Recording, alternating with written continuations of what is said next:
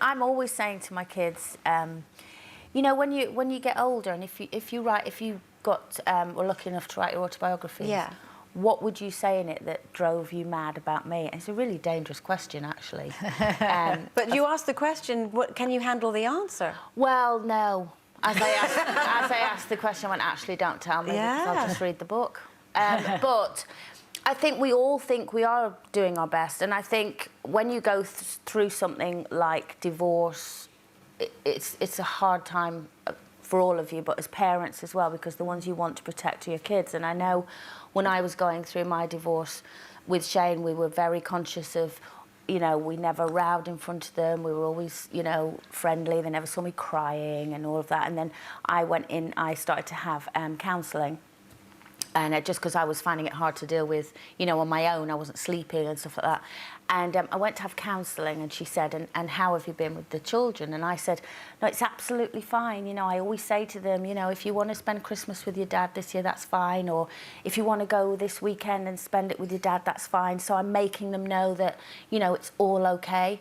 And she said to me, you're actually doing the worst thing possible for them, because you're giving them the choice, which is making them having to choose between their mum and their dad. That's so interesting. And so what they're doing now is they feel guilty, because they're thinking, if I say I do want to spend Christmas with dad, mum might think I don't love her. She said, you're the adults, you make the decisions. You see, I would think that you were doing the right thing. I did. I thought I was being Wonder Mum. I suppose it's too much responsibility for them. It's too much responsibility. Yeah, exactly what it's weird, because when you say that, because obviously it's the same thing. Obviously, me and Pete split, and Princess was 1.5 years, and June was about 3.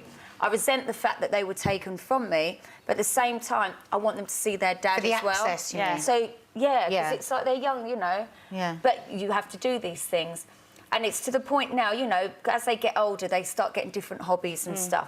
And I'm sure it happens at Pete's as well with me. I'm sure it's not just one-sided, but sometimes Junior might say, oh, I don't want to go to Dad's this weekend, because if we're doing something fun or exciting, you know, kids don't want to miss out on things. Yeah. And I say, well, you know, if you want to stay, ask your dad, or if you want to go to your dad's for the weekend or whatever, ask him.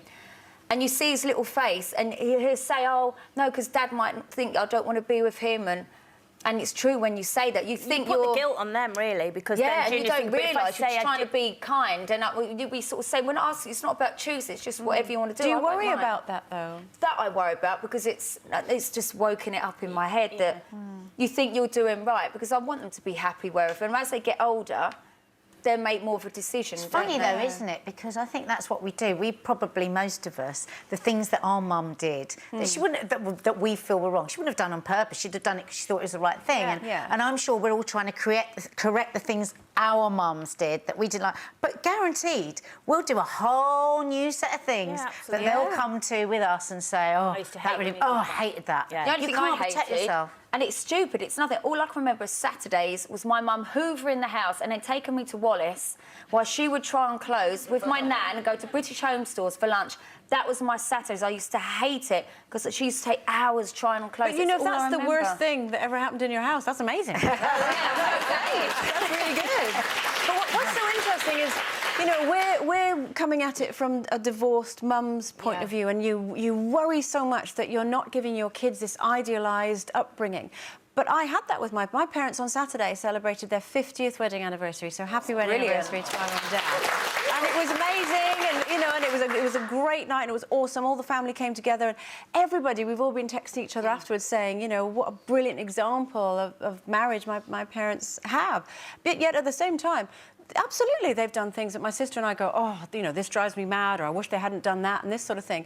So I almost take comfort from the fact that even a wonderful marriage and a great upbringing, they will still mess you up. So the fact that mine is not perfect actually makes me feel a little bit better. Do you try and stay away from doing what drove you mad? Do you not do that with your kids? Well, no, I'm not as strict. I mean, my dad was really strict. You think I'm strict now? Honestly, that's a bottle of wine conversation. I was strict. Well, my dad is still strict. He's still strict with me now, even though, you know... Do you worry when you see him now, even though you're an adult, do you ever think, oh, he's going to tell me off for something? Yeah, I've said things on the show and come off air and gone, oh, so my do you dad's worry? going to be so Does cross. anything keep you up at night about your kids? All the time. I mean, you know, I said that although obviously I came from a really happy, settled house, and I, for ages, worried that I didn't give my kids what I had. I do. I worry. What's your major thing that you think, oh, God, is this going to mess them up? Interestingly, I've hidden a lot of things from my kids because obviously I've been divorced twice, and I was I felt so bad about the fact that I wasn't giving them the same cemented upbringing that I had. That I worried that was going to damage them in some way. So like you, I never cried in front of them. Yeah, I just always spoke highly of I would still never, you know, criticise their dads or anything like that.